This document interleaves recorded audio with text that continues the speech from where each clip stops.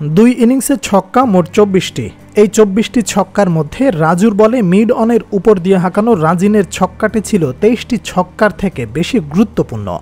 কারণ এই ছক্কাটি এমন একটি মুহূর্তে আসে যখন ব্যাপারী একাদশ ও সুবর্ণ ক্রিকেট একাডেমির মধ্যকার কোয়ার্টার ফাইনালের ম্যাচটি পেন্ডুলামের মতো দুলছিল। শেষ পর্যন্ত এই ছক্কার সুবাদে জয়ের পালে নতুন হাওয়া লাগিয়ে ব্যাপারী একাদশের জয়ের পাল্লা ভারী করে তোলেন মিডল অর্ডারের সেরা ব্যাটার রাজিন। কেন এই ছক্কা এত গুরুত্বপূর্ণ ছিল, কিভাবে ম্যাচটি এতটা ক্লোজে এসে শেষ হয়, চলুন এবার তা নিয়ে বিস্তারিত আলোচনা করা যাক।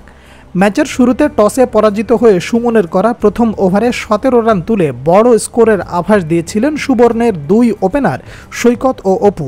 কিন্তু সকালের সূর্যোদয় দেখে কি আর দিনের পূর্বাভাস বলে দেয়া যায়? না, যায় না। সুবর্ণের বেলায়ও হয়েছে তাই। প্রথম ওভারে ১৭ রানের পর জোড়া রানা ও নিকাশের নিয়ন্ত্রিত বোলিংয়ের সামনে নিয়মিত বিরতিতে উইকেট হারাতে থাকে দলটি। বাঁহাতি পেসার রানার করা ইনিংসের পঞ্চম ওভারে দলীয় ৪২ রানে বোল্ড হয়ে সাজঘরে ফেরেন জাহির সৈকত। এই সময় তার ব্যাট থেকে আসে ১০ রান। সৈকতের বিদায়ের পর স্কোরবোর্ডে ১ রান যোগ করতে না করতেই ইনিংসের ষষ্ঠ ওভারে জোড়া উইকেট তুলে নিয়ে দলকে চাপে ফেলে দেয় অলরাউন্ডার রানা। তার ওভারে ১৮ করা অপু ও শূন্যতে ফেরেন সজীব। ৪৩ থেকে সুবর্ণের রান ৪ উইকেটে ৮৮। এর মাঝে সুমনের বলে ফেরেন রকি, কিন্তু দলটি বড় ধাক্কা খায় ৮৯ রানে। দলীয় ৮৯ রানে ইনিংসের ১১ ও ১২তম ওভারে জোড়া রানার জোড়া উইকেট, অর্থাৎ ৮৮ থেকে ৮৯, ১ রানে হারায় ৪ উইকেট, যা দলকে নিয়ে যায় খাদের কিনারায়। সেখান থেকে ঘুরে দাঁড়ানো শত চেষ্টা করেও দলকে বড় সংগ্রহ এনে দিতে পারেনি রাজু। এই ব্যাটার ৮ নম্বরে ব্যাট করতে এসে ৪ ছক্কায় ব্যক্তিগত ২৬ রানে যখন ফেরেন, তখন দলীয় রান পার হয় ১২৫-এর ঘর।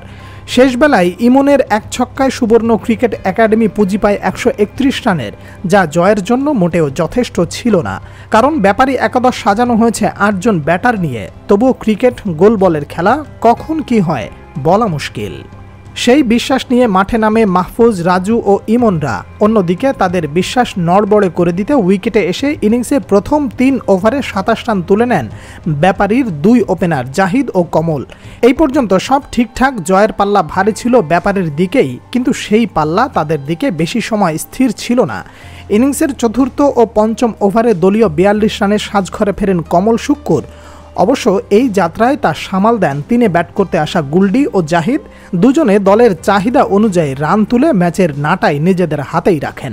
তবে সেই নাটাই ধরে রাখতে পারেননি শেষ অবধি। ইনিংসের ১০ম ওভারে ব্যক্তিগত ৩০ আর দলীয় ১০৪ রানে গুলডিকে প্যাভিলিয়নের পথ দেখিয়ে ৬২ রানের জুটির ইতি টানেন ইমন।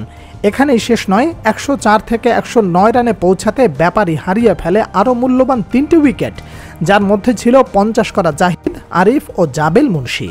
তাতেই সুবর্ণ ক্রিকেট একাডেমির দিকে ভাগ্যরেখা ইউটার্ন নিতে থাকে। পরিসংখ্যান দাঁড়ায় শেষ ৩ ওভারে ২৪ রান, হাতে ৪ উইকেট।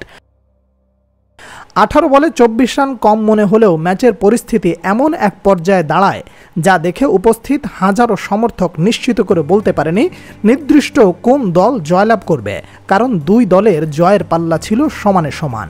এমত অবস্থায় সুবর্ণর সামনে বাধা রাজিন ও রানা, অন্যদিকে ব্যাপারীর সামনে রাজু। ইনিংসের গুরুত্বপূর্ণ ১৪তম ওভার করার জন্য বল হাতে তুলে নিলেন ম্যাচ সেরা বোলার। তাই দুই দলের শিবিরে ছিল টুর্নামেন্ট থেকে ছিটকে যাওয়ার আশঙ্কা। এমন হাজারো জল্পনা কল্পনা যখন সবার সামনে বিরাজমান, ঠিক তখনই মিড অনের উপর দিয়ে রাজিনের বুম বুম ছক্কা। এই ছক্কাটাই শুধু ব্যাপারী একাদশের টিম অফিসিয়ালদের পেশার রিলিজ করেনি, করেছে তাদের জয় নিশ্চিত। শেষ ২ ওভারে ১০ রান প্রয়োজন হলেও তার জন্য চাপে ছিল না রাজিন, রানা। ইমনের করা ১৫তম ওভারে ৯ ও মাহফুজের করা ইনিংসের শেষ ওভারে তৃতীয় বলে ছক্কা হাঁকিয়ে দুর্দান্ত এক জয় নিয়ে শুক্কুরের হাতে সেমিফাইনালের টিকিট তুলে দিয়ে ম্যাচ সেরা নির্বাচিত হলেন রাজিন। সুবর্ণর হয়ে সর্বোচ্চ ৩ উইকেট শিকার করেন রাজু।